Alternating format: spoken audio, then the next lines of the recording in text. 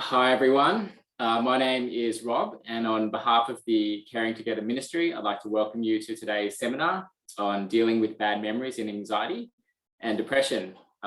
It's a really relevant topic in the current climate today, so really looking forward to digging into it. We're lucky to host Dr Jee Hyun Kim today, who, as well as attending CrossCulture, is a behavioural neuroscientist and currently serves as head of molecular psychiatry laboratory at Deakin Uni. Just a bit about the format today. Will be pretty straightforward. G will be presenting, followed by a Q&A afterwards.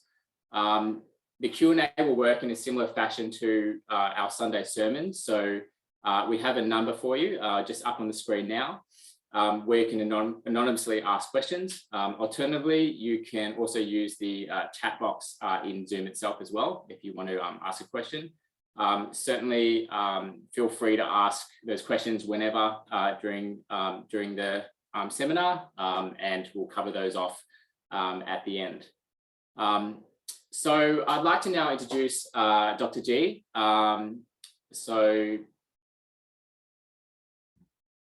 Great. Hi, Jee, how are you? Hello. Cool. So by way of introduction, perhaps I thought we could start off by if you could just tell us a little bit about yourself and your background. I was born in South Korea. I'm turning 40 in like a month. I moved to Australia in 1993. And I remember that particular year, so we had to come because my dad got a scholarship. So it meant that he only spent 2 years here. I had to go back with my mom. So it was my brother and I since then.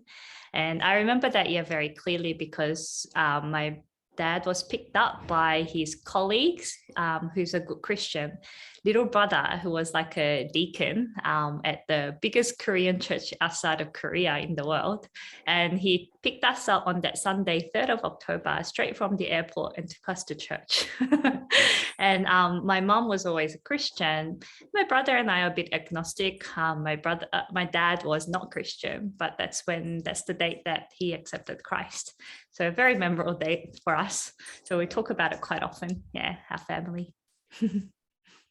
And so you're a behavioural neuroscientist. I guess a lot of people probably don't know what that is. So maybe you could just kind of talk us through what that is and what really made you pursue it as a career. So I think I always wanted to go into medicine, but I only wanted to go into an undergraduate medical program, only one offered in Australia, which was University of New South Wales, which is where my dad attended as well. And I didn't get in after year 12. And so I thought I would just go into law. Actually, my brother and a lot of my closest friends are all lawyers. I think we like debates. We like agreeing to disagree as well. And then in the last minute, I changed my mind and decided to do psychology. I thought maybe after that, I'll do some postgraduate psychiatry, but I fell in love with psychology. And one of the things we learned is behaviorism. So basically, you can't trust what people say. So you measure their behavior. Like, for example, when you find out whether when you want to find out whether people prefer to have sons or daughters, you don't ask them. You actually see, well, who is the last child they had? Oftentimes, that turned out to be the sex they really wanted. So I really liked that. But then I really liked getting into the biology of it. I wanted to see, the molecules that are involved. And we can with so many latest advances in technology. So that's what behavioral neuroscientist is. So measuring observable behavior, whether it's in people or in animals, and then looking at the brains, whether it's in living people through a magnet or functional magnetic resonance imaging machine, or in animals where we get to cull the brains and look at the proteins and DNA changes and all of that. Yeah. So that's behavioral neuroscience. And I thought I'd ask, what is it about it that really excites you most about your research and the work you do? I think often in life, the best things are the worst things. The best thing about my research is that it's so unique. Not many people look at early life memories. Not many look at childhood or adolescent brain changes. There's still so little that we know. And so that's the best thing, because almost everything I do is like a new discovery. And that's very exciting, because we really want to see what's true. We want to observe what's true in this world or in this universe. But that also makes it really challenging. That means that some people just don't think it's important. Some people will just fundamentally choose not to fund you because early life is not what they're interested in. And that's why I also feel really strongly about leading a lot of different areas, so that we have representation of diverse backgrounds in leadership. And that's how we can make decisions that actually reflect the proportion of the people. That's fascinating. I'm really looking forward to getting into it. So thanks so much for that intro. What I might do now is just open in prayer, and we can get started. Yeah, dear Father, Lord, I just want to really commit today's seminar to you, Lord. I just really pray over Jee, Lord, that your spirit would be upon her as she shares and shares today. And I really pray for the people attending here that they just really have open hearts and minds to what she has to share, and whether it be personally or for a loved one or someone, a friend or family that they know, it'll just be really applicable and really helpful for them as well. So I really lift up this whole session to you, Lord, and pray that you'll just we'll just all glorify and honor you in it. So I pray for all these things in Jesus Christ's name. Amen. Amen. Cool. All right. I will hand it over to you, Jee. Thank you.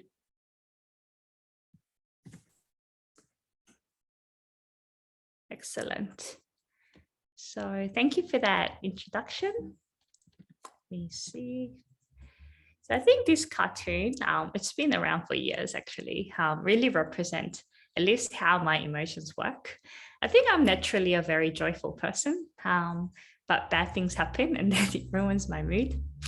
And these emotions that we feel really form a lot of our memories.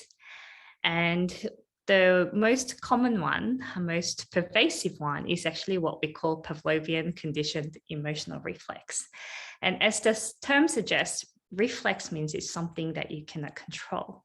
That's why it often sort of backfires if you tell people to control their emotions, right? Because often when things happen and we feel something immediately in response to it, that's sort of reflexive and beyond our control. And what Pavlovian conditioning refers to is that these emotions we naturally feel, for example, if you have an injury, can actually force us, without us noticing, form association with the cues around that event.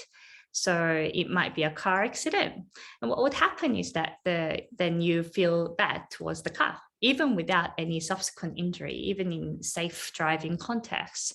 And it's not just the car that you associate with, you would also associate with the driver, because people serve as powerful cues in our environment. And what happens with our brain is, because it's so geared to avoid danger, we start to form bad emotional association with something that is alike a car. So any transportation. So it could be a bus, it could be a bicycle, it could be anything. And this is what we call generalization of memory. When the memory that you have is not specific to a cue anymore, that it can actually transfer into other things that is sort of related to that cue. And another powerful association that can form is the environment, or what we call a context. So, and this is not just like an emotional context, this is just the environment, the surrounding cues around the event that might make you feel bad. And we call that context memory. So if you think about this Pavlovian conditioning, which pretty much forms how our preferences, our behaviors, and is mostly subconscious and mostly reflexive, you can understand that this type of memory really, really governs how we feel about things and people. If you had a distressing childhood, there was maybe your parents were abusive to each other, they were abusive to you, of course that makes you feel awful. But even if you could hopefully avoid that and that finished, it doesn't stop your body from remembering the bad emotion from the home itself, from your parents, and it might generalize so that you don't want to be in a long-term committed relationship, as well as you might even want to avoid the city altogether that reminds you of those bad events. So that's why I'm really interested in emotional memory in the context of anxiety and depression. And it doesn't really help that how we form memories, how strong memory is, whether it's actually an episodic memory about spending the day at church, or is that Pavlovian conditioned emotion where you have sort of no control over between the trigger and how you feel. It's really associated with what we call stress or alertness or arousal levels. So memory performance actually is really bad if you're way too comfortable, if you're not stressed at all, or because stress is a word just to indicate how alert you are. It used to not exist, and then it all became, all the rage and all the popular sort of word now. But really, stress or no stress really refers to whether you are alert or not. And if you're not really stressed at all, if you're way too comfortable, then you're unlikely to form any emotional association with the things that are happening at the time. And then there's an optimal level of alertness that helps you to remember. But then when you exceed that, if you're too stressed, then it actually starts to also interfere with your memory formation, to the point that when you're really, really stressed, you can even have amnesia. And in a way, it's a brain's way of, shutting down to protect you. It's like, this is just too much. I'm not going to let you remember this. So this sort of stress versus memory actually determine why we remember bad things really well. So this is called negativity bias, and I'm sure you all heard of it. So negative experiences actually increase our alertness way more than positive experiences. And we actually don't know why. And also it's hard to compare, how do you equate the dose of negative event with the dose of positive event? So you can really compare. But most psychologists believe this because evolutionarily it makes sense, right? Avoiding a danger that might kill you is way more important than accidentally missing out on a reward. That's not going to kill you. There will be other rewards. So the brain is already geared to avoid things that might kill you. And so that sort of drives this, negative experience, increasing our alertness or stress more than positive experiences, because positive experience increase cortisol and all of that as well, alertness. Another one is that negative events actually remembered way more in detail than positive events. And that's also related to this alertness curve. And also they can be remembered for longer. So we have this bias, and it's no wonder that 1 in 4 people experience one or more mental disorder at least once in their lifetime. And mental disorders are largely classified as anxiety related, mood related, so that's depression, bipolar, and so on, and substance abuse related. And we're going to focus on anxiety and depression, which is a bit more prevalent than the substance use one. Memory actually plays a key role in all three, but anxiety and depression are actually quite related. So obviously, I'm not going to go through everything about anxiety, but the memory relevant parts are that you get triggered emotions, and that seems to be quite Pavlovian. The thing is, we are not aware of all the cues that are around us all the time. It could even be a smell, it could even be a temperature, it could be the weather. So sometimes you just can't predict when you'll be triggered. And then you have this then Pavlovian response that you can't control to situations. And also you have these intrusive memories or intrusive thoughts that continue, and the memory of those intrusive thoughts that happen in anxiety.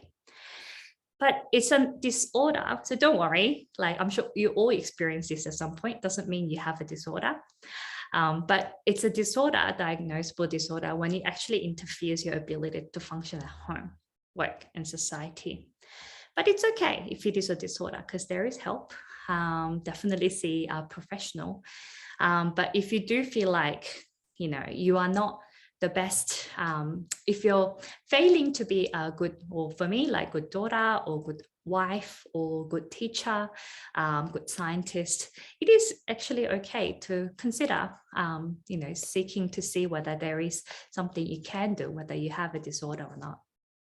Same with depression. So the memory aspect is they really have, people who suffer from depression have difficulty in positive memory retrieval. But the really interesting thing is that they actually have overgeneralized memory for both bad and good events. So not just good events, but bad events especially. So for example, when I remember, like, I don't know, doing poorly at a test, I'll be very specific. I'll be like, this is exactly the mark I got. This was the date. This was the exam. And I have a very specific memory. And the way I interpret that is that I've had a bad day. It's not who I am. But when you're depressed, often you don't actually remember the details. You just go, oh, well, I failed the test. What else is new? But that seems to transfer for all types of memory. So the episodic memory is impaired, even things that you don't feel bad about. And especially things you feel bad about when you question people with depression, they can't tell you the details. So they might say, oh yeah, she embarrassed me, so I felt really bad. But they might not be able to say, what about the conversation, or what was the conversation that made you feel bad? And feeling bad is also a very broad statement. It's not a specific feeling, you know. And so we can sort of understand this to really not accuse people of forgetting things, but also to help them as well.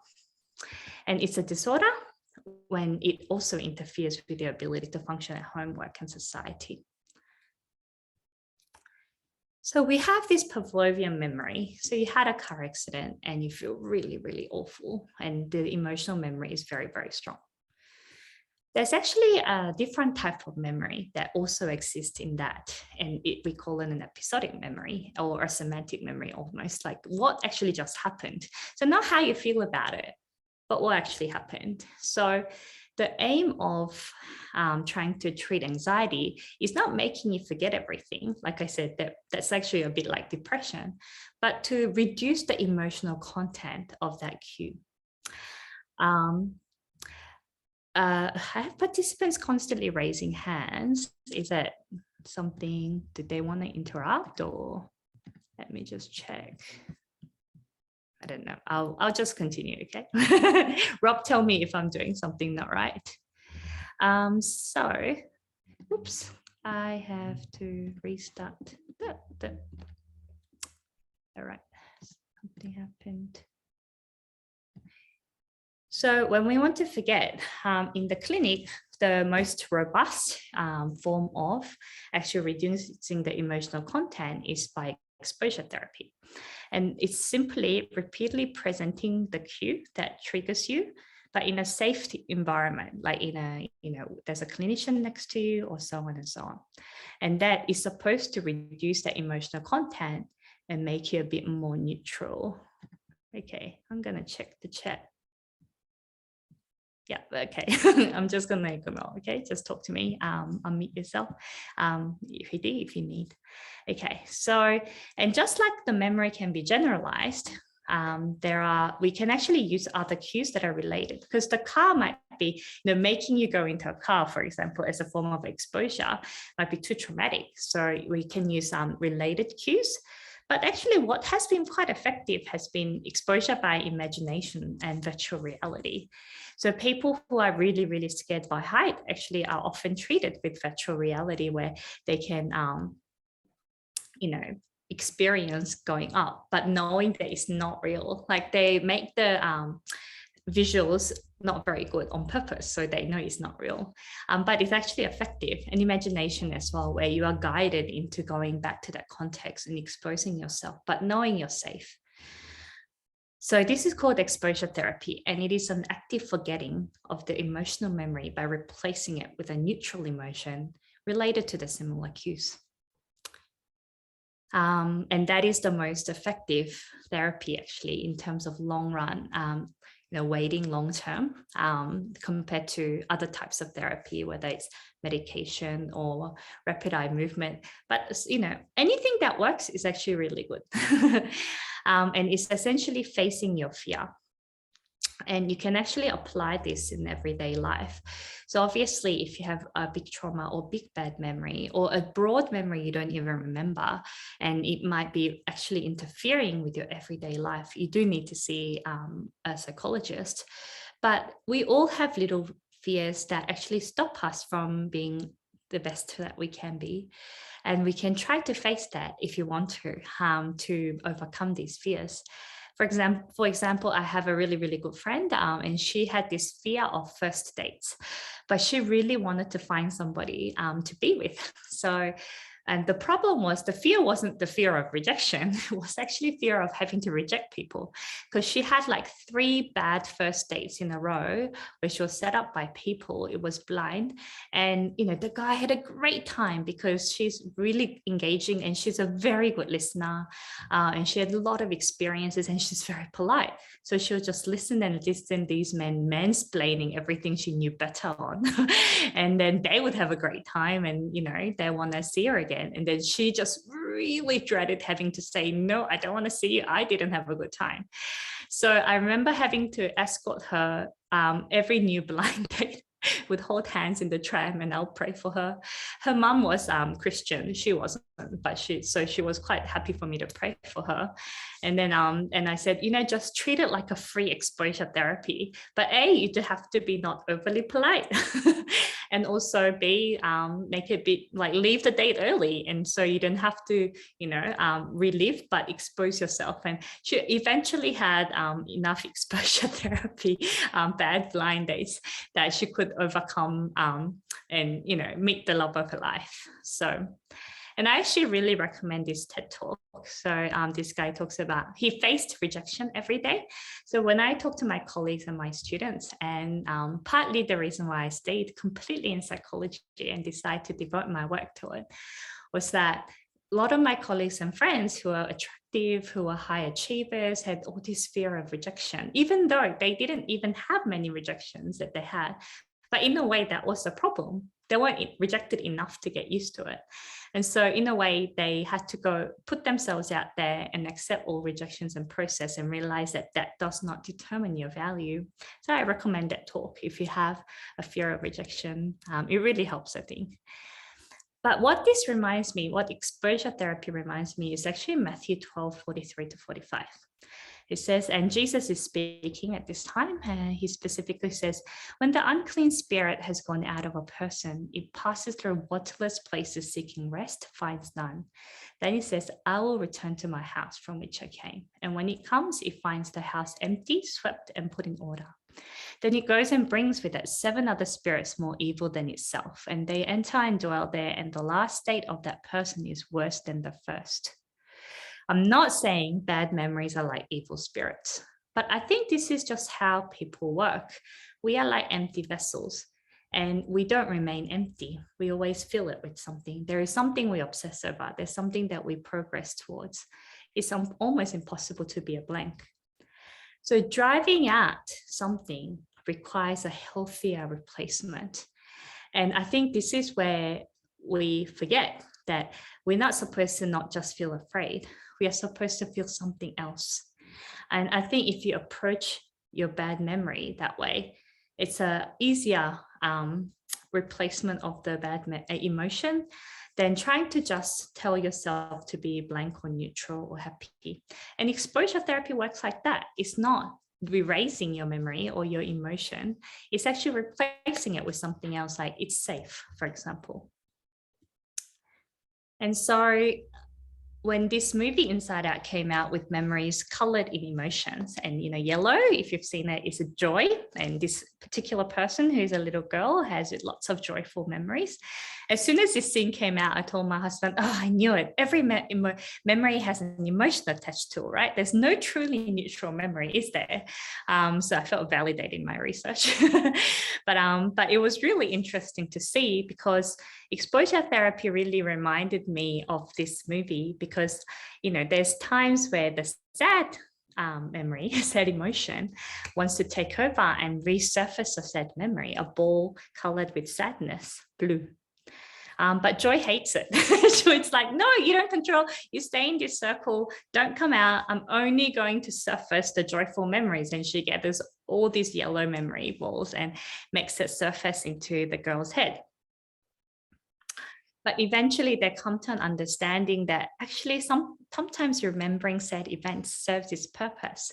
In this case, the girl needed to understand why they had to move. And she needed to process that by crying. And crying showed her parents that she needed help and have a conversation. And it was like this maturing process of this girl who ends up having actually memories. And this is when I said, I told you as well to my husband, every memory is not one emotion. It actually has multiple emotions. And now the sad memory actually has some joy in it, just like the red angry memory can also have joy in it. So this is sort of the concept of how we deal with bad memories. We try to put other types of memory, emotion attached to it. That's exposure therapy. But there are boundary conditions. So it doesn't work if you're too stressed. Because the success of exposure therapy requires new learning to override the old learning. Or at least coexist with the old learning. And remember the stress curve. Just too much stress means that you just won't remember anything. So you need to be kind to yourself and you need to be kind to others that you're trying to help. Of course, some stress is expected. Actually, you don't want to be so comfortable you forget. And in that way, even though I think I'm pro-medication, pro-vaccination, benzodiazepine actually really reduces your cortisol level and can interfere with your memory. So that's why it's actually not used too long in anxiety disorder settings. So relaxation is really good. And I feel like some stress requiring just means that we need to show our faith sometimes. I think God doesn't expect us to be perfect, but sometimes he does ask. Medication can also help, not benzo because that directly interferes with your memory, but there are other things like, beta blockers, for example, and ketamine has been helpful too, but only in a very short term. Another one that has surfaced is social buffering. So there are people who have formed healthy bonds with other people that when they are present, and this is all biological, cortisol levels literally decrease. So this is about ability of a supportive person to reduce the stress response. And as Christians, I really hope that we can buffer socially other people rather than the other way. And patience, that it's a long process, but the longer you invest, it seems to last longer too. Another boundary condition that people don't talk about is the primacy effect. So basically, whatever that happens to you first leaves a stronger impression on the brain. That's why, because exposure therapy is essentially a second learning, second memory that competes with the first emotional memory, it's actually more fragile and is more bound to context than the first memory, the emotional memory.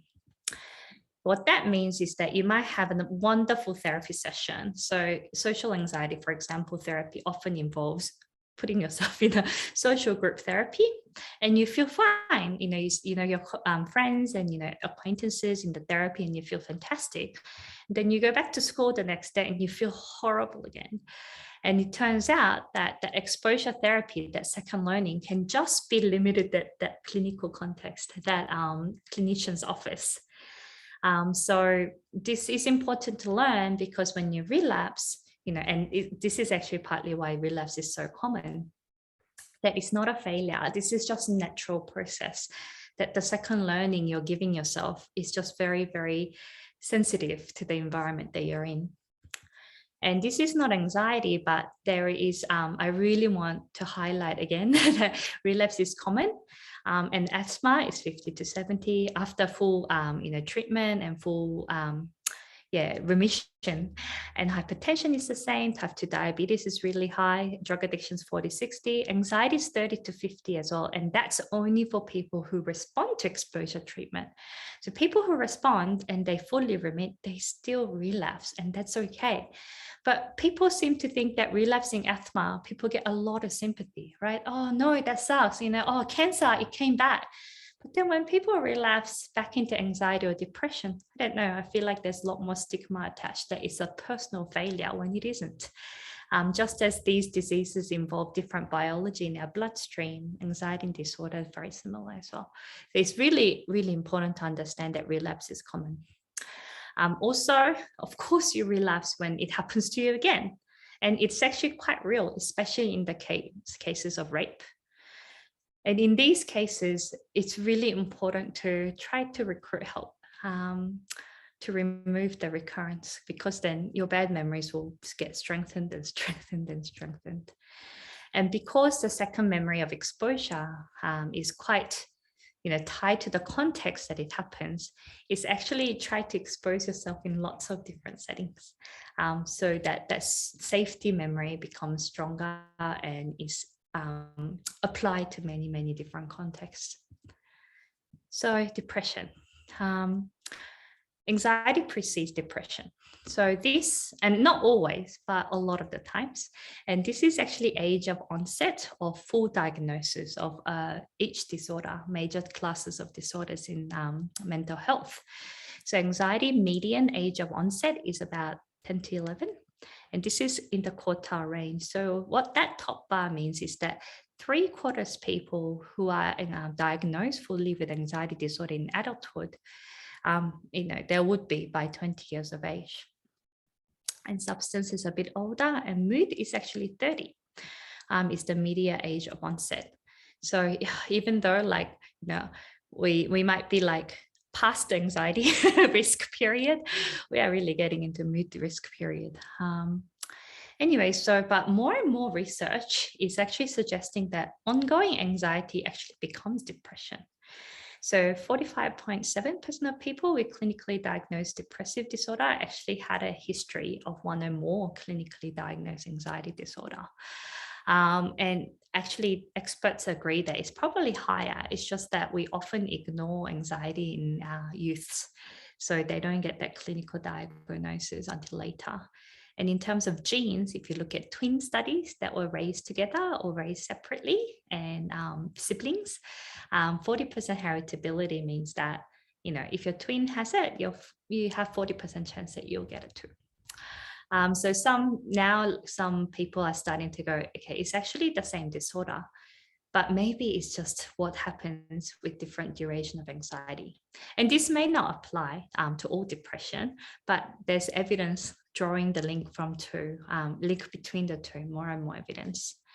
So what does it mean by different duration of anxiety? It has to do a lot with stress. So how our stress system works, and maybe you've heard of hypothalamus, pituitary, adrenal, HPA, axis dysregulation, is that this is our brain cut sort of sagitally like this. And there is a little brain region in the middle called the hypothalamus. And it sort of has a lot of hormones. Like it regulates our eating, sexual behaviors and everything in terms of hormones. And it's sort of what makes us really animal. It's a portion of the brain we share with all mammals. The hypothalamus, when it perceives or experiences stress, tend to release hormone called corticotropin, releasing hormone. But you don't need to understand it. It releases hormone that activates the pituitary, which is also in the brain, right below the hypothalamus. That releases another hormone that activates our adrenal gland on top of our kidneys. And that's what releases the cortisol. When there's so much cortisol, thankfully, there's what we call negative feedback. So it goes back into either pituitary, or actually it goes back into both. It goes back into the brain to actually go, okay, stop, stop releasing a lot. And that's very, very healthy. So the up and down in cortisol, our stress hormone levels or arousal hormone or alertness hormone, is very, very, very normal.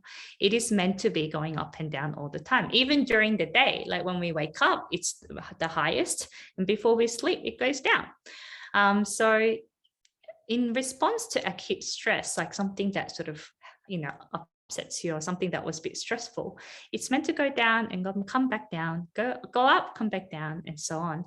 But if this stress persists, actually the cortisol level, the negative feedback actually stops working. And so the brain is trying to understand, okay, what is the new normal? When should I go down? Should I always be alert? Should I always be fight or flight? But when during that prolonged stress sort of time, there's so much cortisol going into your brain, it sort of stops making your cortisol levels up and down, up and down.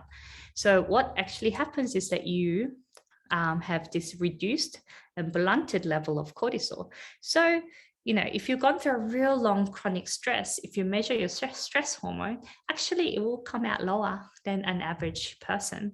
But that's bad because cortisol is supposed to go up and down and up and down, but it just stays flat. And this is one of the biomarkers of depression. Your cortisol levels is really low and it's depressed. Now, going back to the brain again. So this weird looking thing is pituitary. Hypothalamus is here. And right next to these brain regions is the hippocampus. And hippocampus is really famous because we were lucky wouldn't be the way, but medicine is often a lot of series of accidents that worked out. Well, there was a highly epileptic patient called HM. And so because when they measured the electrical activity around the brain, they realized that the seizures were originating from the hippocampus. And back then we didn't really know what hippocampus did. So that he can function, so he wouldn't go into seizure all the time, they removed the hippocampus for him, and his seizure stopped straight away. And this is like a cartoon that's a bit exaggerated. So if you look at actually the imaging, so this is the magnetic resonance imaging that shows the structure of the brain, and see how the control of the same age has this hippocampal regions completely intact. It just looks like the cartoon, right?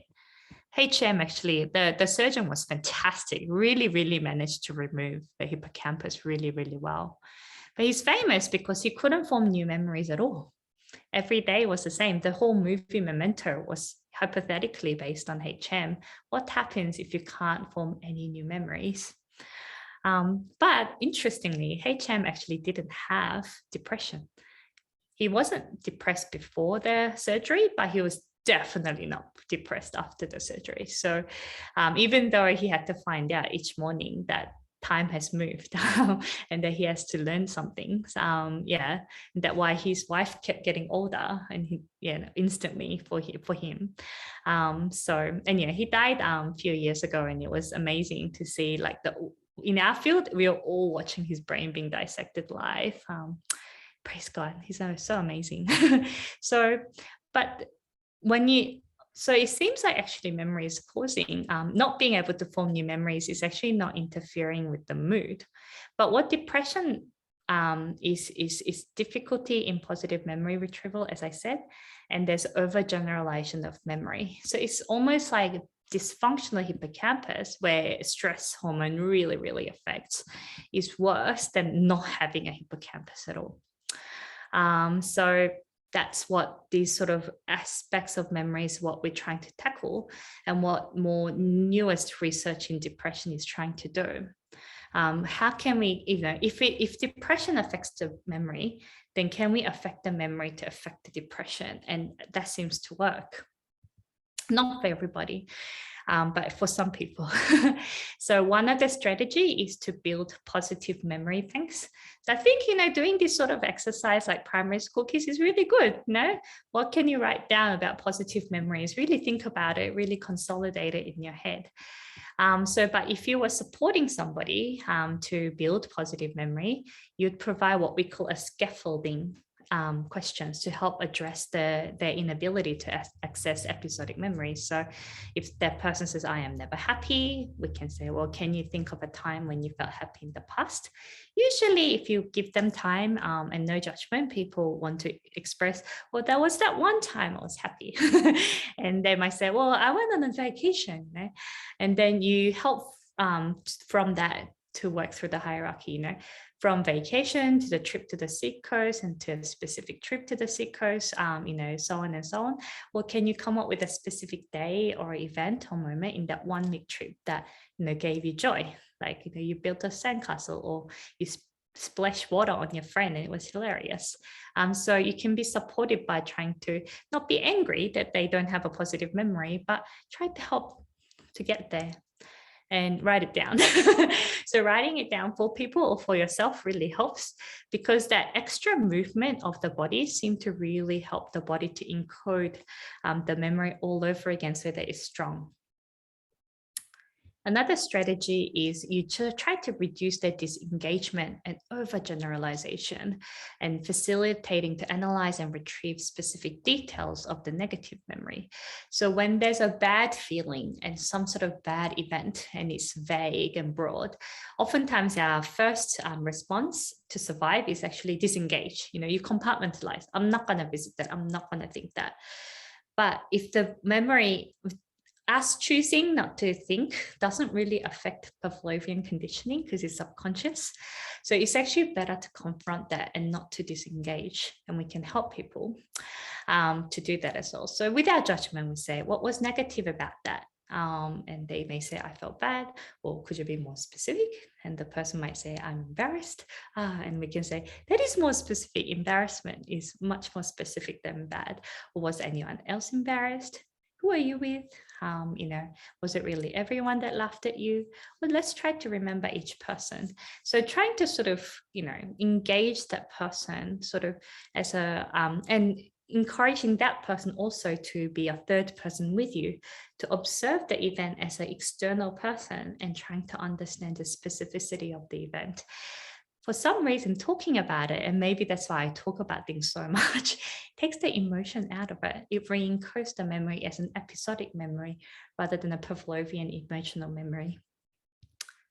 And it's actually very important to acknowledge horrible events. So everybody laughed, you can say, oh, that's awful.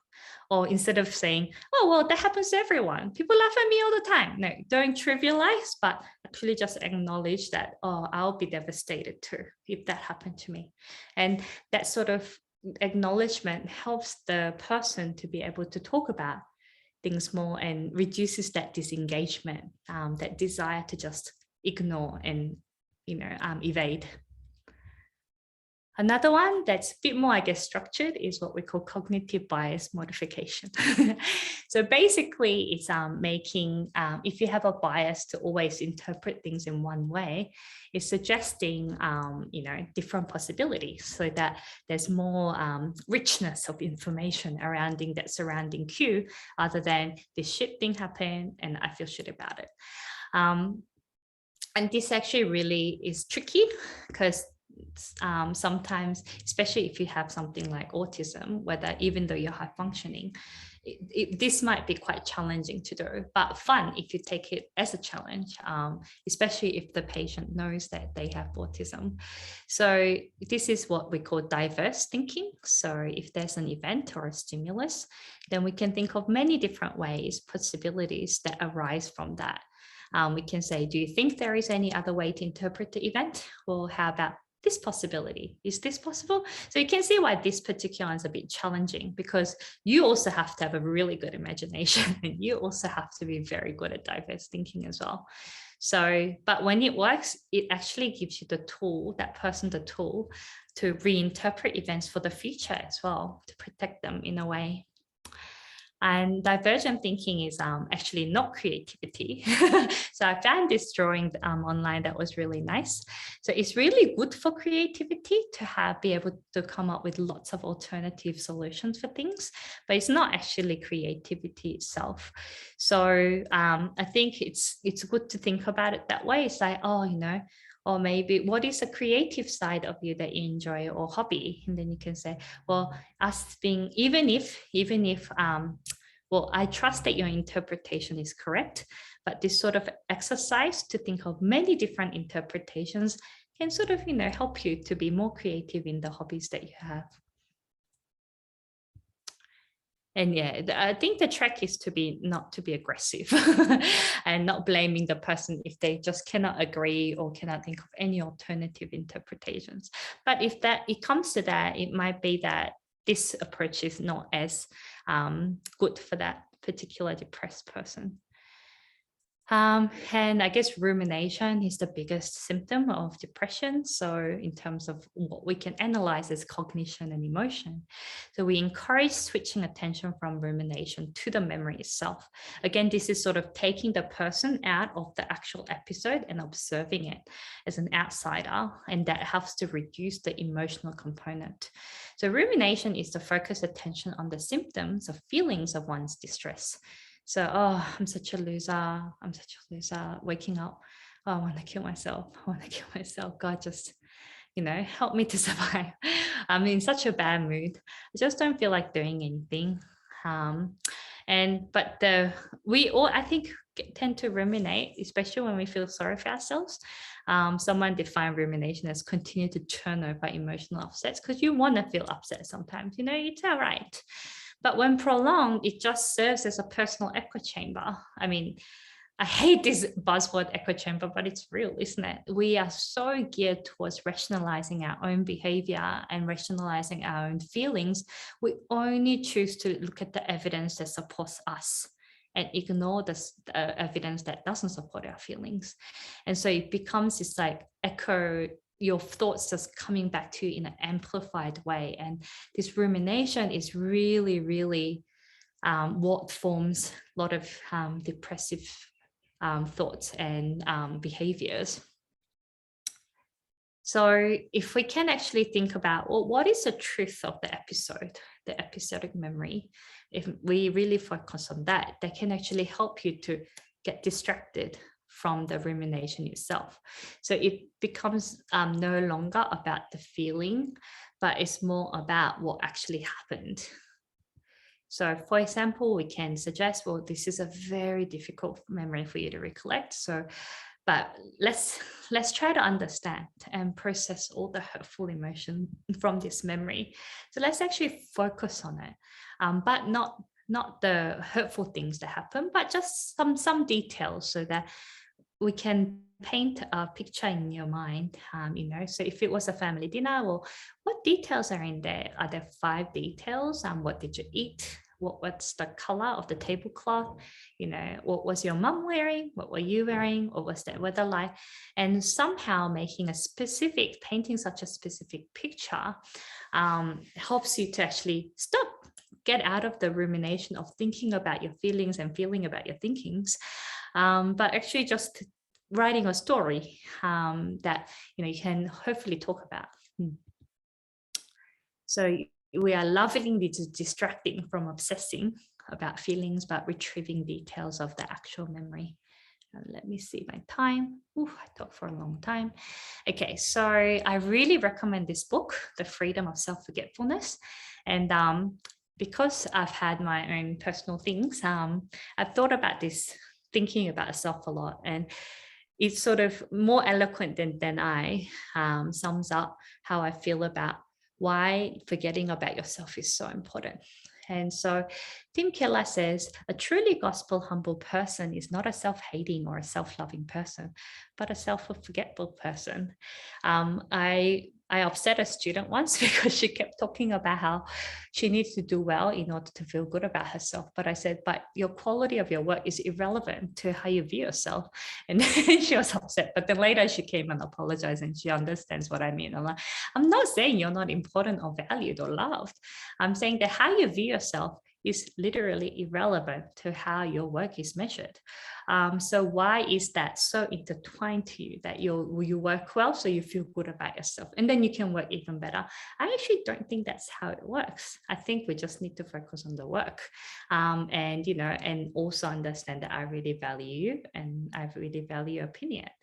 But it doesn't mean that you have to have the good work to feel good about yourself. Anyways, it's a long conversation. But sorry about the wall of text. I'm going to actually read out an excerpt. Have you ever thought about the fact that you do not notice your body until there is something wrong with it? That is because the parts of our body only draw attention to themselves if there is something wrong with them. The ego often hurts. That is because it has something incredibly wrong with it. It is always drawing attention to itself. It does so every single day. It is always making us think about how we look and how we are treated. People sometimes say that feelings are hurt, but it is the ego that hurts, my sense of self, my identity. And that's true. my feelings are hurt. You can have hurt feelings. Hurt is a feeling, but to say my feelings are hurt makes no sense, because it's like saying my dog is a dog. It is a feeling within itself. And he continues to say, when Paul says that he does not let the Corinthians judge him, nor will he judge himself, he's saying that he knows about his sins, but he does not connect them to himself or his identity. He refuses to play that game. He does not see a sin and let it destroy his sense of his identity. Neither does he see an accomplishment and congratulate himself. So, although he knows himself to be the chief of sinners, that fact is not going to stop him from doing the things that he is called to do. And that I find is there's so much freedom in that how I view myself is actually really irrelevant to how I'm actually acting or what I'm called to do. I just want to be a good, faithful servant. And whether I view myself as sinner or whether I view myself as amazing, doesn't matter. I don't even have to view myself as a good person. In fact, I know I'm not a good person, so I don't have to constantly waste time trying to rationalize in my brain why I'm a good person. I just simply do what I'm called to do. So the essence of gospel humility is not thinking more of myself or thinking less of myself. It's just thinking about myself less, just spending way less time thinking about myself, full stop. And I think as Christians, that can really help us from not ruminating about things, my feelings. And really important is to make new positive memories while reducing the emotional content of the bad memories. And the positive memories, you can write them down, and you need to pay attention to actually form good positive memories. So it might be too late to change any of the bad memories that has already happened, but you can still try to amplify the good things that are happening now to replace those bad feelings. And you need to pay attention, because how we make memory is sensory information to working memory, and for that encoding to occur, or encoding has to occur for it to become working memory. And then what we call consolidation is when it becomes long-term memory. Like Chen had working memory, but he just didn't have so short-term, long-term memory. And then when we retrieve it, when we can talk about it, it's working memory. And these first two stages actually requires a lot of attention. And this is why what you choose to pay attention to is so important. Because if you don't have the first step from the first place, there is no memory. So we need to really, and attention is an extremely valuable and limited resource in our brain. So if it is difficult to stop thinking about bad things, let's try to pay attention to the good things. And there's actually a TED talk on this too, how actually when actors are only craving attention, it actually stops them being good, because they're using all their resources to get attention rather than actually focusing on the process that makes them happy. So we can prevent bad memories from having too strong emotional content by what we call latent inhibition. So latent inhibition is when previous learning actually cushions the later learning. And I think this is partly why anxiety disorder is so much on the rise, because we are we are preventing a lot of children, adolescents from having experiences. But having diverse experiences actually prevents you from having bad emotion to it, because those later emotional experiences are no longer new, no longer primacy. So it's one of the things we're really working on. How can we promote latent inhibition? Because when we tested, it turned out the young people were actually better than older people at ignoring different information when they already made up their mind. So, and this actually is really, really illustrating this, in Blade Runner, because Rachel was like the most perfect replicant, and there was more to that in the sequel. But the reason that she was so perfect was because she was implanted false memory. And, it turned out that other replicants that weren't perfect, that didn't have this false memory, they would freak out when new events happen, the new emotions are formed. Whereas Rachel had memories to interpret the new emotions, interpret the new events. So she wasn't freaking out. So we really got exposed to diverse experiences, especially our children and adolescents, in a safe environment, so that when related things happen that are unexpected, that are bad, like rejection, like failure, like not getting into the degree they want, it's actually not so bad because they sort of are familiar with that. So I realized that I talk way longer than I planned in my small number of slides. But so I looked at suicide rates. Why do we care? Well, suicide is like one of the most preventable deaths. Australia is pretty bad. This is all the OECD. So I took a screenshot to show that this is legit source. And then I was surprised and not surprised to find my home country, Korea, is #1 in the world. So many people I know kill themselves, including my own relatives. It's such a high pressure environment, and I have a lot of bad memories associated to that. And I realized that one of the reasons that people don't change is because, like, for example, I can get into paranoid thinking, and the explanation is that I had some bad things happen to me when I was a kid. But I realized that the explanation is not an excuse to continue to be that way. So it's good to explain, and it's good to understand the explanation behind my behaviors. But then I choose not to believe that that is who I am, because God has saved me. So just because you have an explanation does not excuse you for hurting people.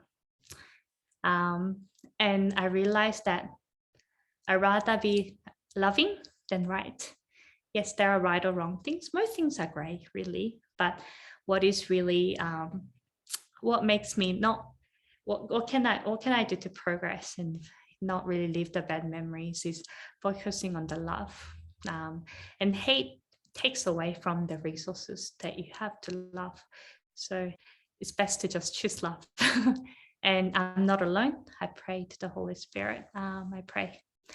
And we can all do this because God loves all of us. So I try to overcome a lot of the flashbacks I do get, even now, and I'm almost 40, by making new memories as much as possible. So some of my friends, and sometimes even family and stuff, and go, oh, why do you travel so much with your family and things like that? I'm like, I just want to make really good memories. And one way I say, well, maybe that'll reduce regret if they pass away, but it's mostly because I also want a positive memory bank when I start to feel traumatized again. And recovery is never a single line. It's actually you recover, you relapse, you recover, relapse. Is that each time it gets a bit easier, and relapse does not make you weak. So the trick is actually not to give up every time we relapse. And I just want to finish off the Bible verse that to put off your old self, which belongs to your former manner of life and is corrupt through deceitful desires, and to be renewed in the spirit of your mind, and to put on the new self, created after the likeness of God in true righteousness and holiness. I think being renewed, being new, changing is an essence of walking with Jesus as a church, as Christians. And the Lord is actually patient. He promised that it will be slow. But he's with us. So thank you for listening, and sorry for going so over time. Thank you. Thanks so much, Jee. Really insightful talk. Before we get into the Q&A, I might just, quite a lot of people have messaged asking about a recording of the session. Just an FYI that the session will be uploaded to both the resources page on the CrossCulture website under resources, and also on YouTube as well. I've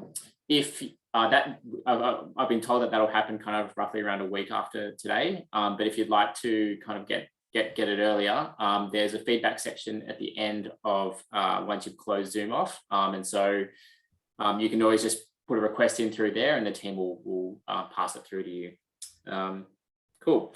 So Jee, there's quite a few questions that have come through. Yeah, I was over time. We'll see how we go. I've been told we've got around 20 minutes to kind of get through it, but it should be fine. So Cool. So I'll start with number one. So is it unhelpful to put a time frame on when you can expect bad memories to fade or get better over time? Does this put more pressure on triggering anxiety?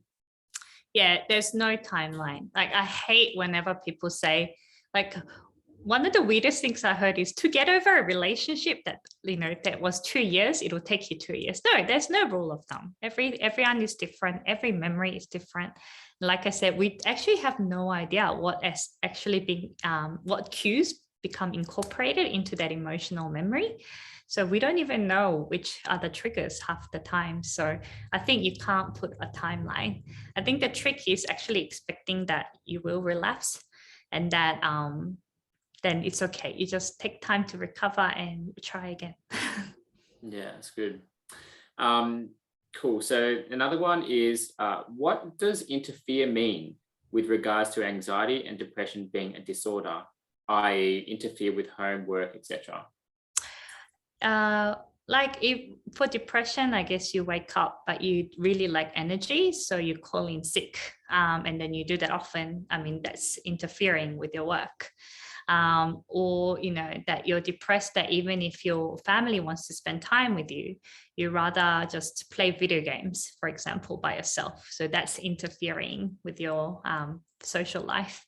Anxiety as well, like, because you're so anxious you can't sleep, and then that makes you really cranky, and then you lash out to people the next day. That's interfering with your life. It's just that we all do that, but if that does in a sort of chronic way, I think the diagnostic statistics manual would be like, for about, at least 4 weeks or so, then maybe, that there's a diagnosis that need to be, but we are all on the spectrum. I think it's always just good to find out, just in case there might be a solution than you expect. Okay. How can I do exposure therapy if the experience has now passed and I can't recreate it? What is a healthy way to do exposure therapy without facing failure? I think the expectation not to face failure is wrong. We may fail in any unexpected ways. So I think it's best to first think that I might fail, but Jesus loves me, so it's okay. My identity is in Christ. It doesn't make me a less valuable person if I fail. But for things that have passed, or very specific circumstances like war veterans, you use your imagination, actually. But the most important thing is that to have a supportive person around, to sort of, I guess, bounce ideas off you, to sort of take the emotion out of it if you can, and then you can recreate that experience in your head. And they have been shown to be effective. Actually, that imagination study has been done a lot by Australian psychologists. Yeah. Okay. What is a boundary condition? Oh, sorry. Maybe that was a boundary condition is like clause, like, when you read terms and conditions. So, exposure therapy is the best therapy in terms of long-term effectiveness, but there are things that can stop it from working. So that's like the boundary condition. Sorry. yeah, got it. What mood with regards to anxiety preceding depression? Pardon? So what is mood with regards to anxiety preceding depression? What is the mood in regards? Yeah, I think that was a chart or graph you put up, and anxiety was one, and then mood was also another thing on that same chart with the age. Oh, yes. So anxiety disorders are a group of disorders that are classified. So obsessive compulsive and post-traumatic stress disorder were also part of that, but now it's been, because it's so prevalent, it's been classified out. So that was a group of disorder that starts before the next group, which is substance use, and then that starts before the next group, which is mood, and mood disorders refer to depression, bipolar, and yeah, those two are the main mood disorders. Yeah. Sorry. Right. How do I regain my memories if I've experienced overgeneralization of memories in the period of my life when I was suffering from major depression? Yeah. I think it's very hard to do by yourself. That one is best to do with a guided therapist. But I heard from anecdotally for people who are trying to self-discover that writing down or drawing the events can actually trigger like the next part of that memory or next part. In relation to the thinking of ourselves less, what should I be thinking about instead? How do I practice how do I practice thinking about myself less a habit? Yeah, it's the same thing as the whole replacement thing. I think we can't ever stop thinking. So you got to replace it. So that's a good question with something else. I mean, ideally, you can think about how to be a better friend or better family member, or think about other people's distress and how you can be supportive. When I start to feel sorry for myself or ruminate, I try to text and pray for people. So I find that not waiting for a perfect moment to pray, but praying on the spot there and then for people that you know, or reaching out to support them, not to get support out of them, but to support them, has always been really good replacement for, thinking about myself too much. It's interesting. I think after when I heard that quote you said, I think it was from Tim Keller, I saw something similar, and I think it was attributed to C.S. Lewis, and it was like, to paraphrase, gospel humility is not thinking about less of yourself, it's thinking about yourself less and God more. Yeah, I completely agree. I think even just reading the Bible, if you find yourself obsessing over a comment you made in a party or how you may have appeared, just distract with better things, not worse things, hopefully, not alcohol. I mean, we do it already.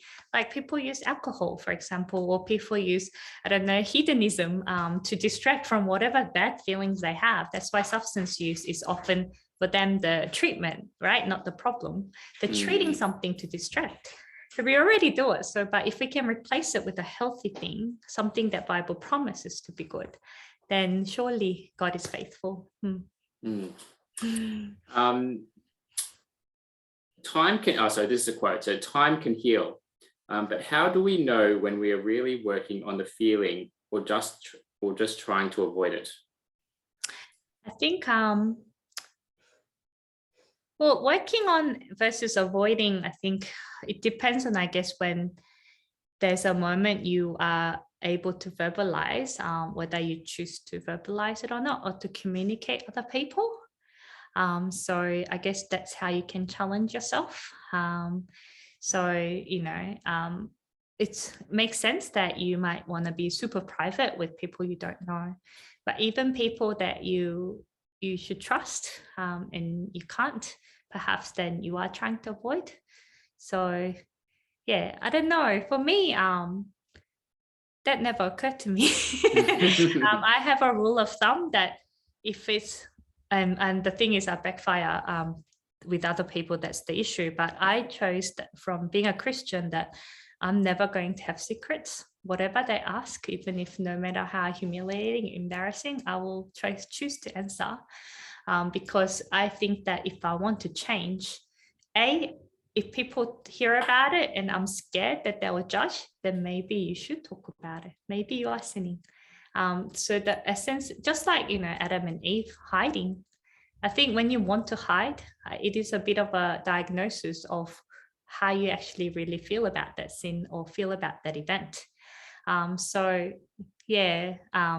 think it's good to sort of work out your faith work out your salvation with trembling and fear, and challenge yourself about, well, do I really trust God? Do I really trust that He's changing me, that He's sanctifying me? It's good. So this last one's a bit of a long one, so let me know if you want me to repeat. When acting as a support person, how can I help this person not feeling overly guilty for causing their depression? At times, a person may think that addressing unhelpful thinking can help with depression. So if I can't practice helpful patterns, then I cause my depression. Then I feel guilty again. So it's like a cycle that keeps on going. I think if we can all, not just ourselves, but our friends and family, trying to promote the idea that depression itself is not a failure, and relapse into unhealthy thinking is also not a failure. It's just how God has designed our brain to be more biased towards negative things to protect us from danger. So I think if we can accept that it's not a personal failure, actually, if it's not even personal, if we can put it that way, maybe it can help. But I understand. So I had a very acute manic depressive episode about 8 years ago. And I just, because I knew the research, I actually said, you know what, I think there's really no reason why I feel so bad, but I'm going to make up a reason. So in that case, I said, I think I have this guilt that I'm a burden, and that, not having children means that my life is a failure. So I'm going to choose. So I think that contributes a little bit, at least. I don't think that was the cause. But I'm going to decide that that's the cause. And then I decided to actually go, you know what? I am a good and valuable person to God because Jesus died for me, whether I have children or not. And so I know it's not easy, but I think it's good to actually first not think of things as a personal failure and try to embrace and understand God's love more. Might be helpful. But yeah, guilt is a huge part of depression, that they're a burden on the family. I mean, it doesn't help when we say statistically, it is known that families prefer you alive than dead, even if you may be a little bit of a burden. But also what depressed people don't fail to think about is other people, in terms of, actually lots of other people are burdensome too. But that's part of being loved, being in a community, and that's okay. You can be a burden, and that's not a personal failure, and doesn't make you worthless. But yeah, that's a tricky one. Guilt is a really hard one to challenge. Okay. Cool. Just one last question. Do fragments of bad memories surface in one's dreams? How do we deal with this if it happens frequently?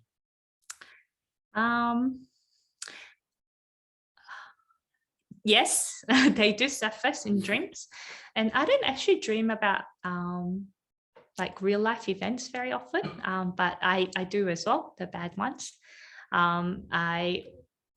If there's an opportunity, I try to talk about it, and you seem to sort of release whatever, I think, anxiety that I was secretly feeling about that happening over and over again. A really common one I heard is actually people thinking in their dream that they have an exam they haven't studied for. That's so fascinating.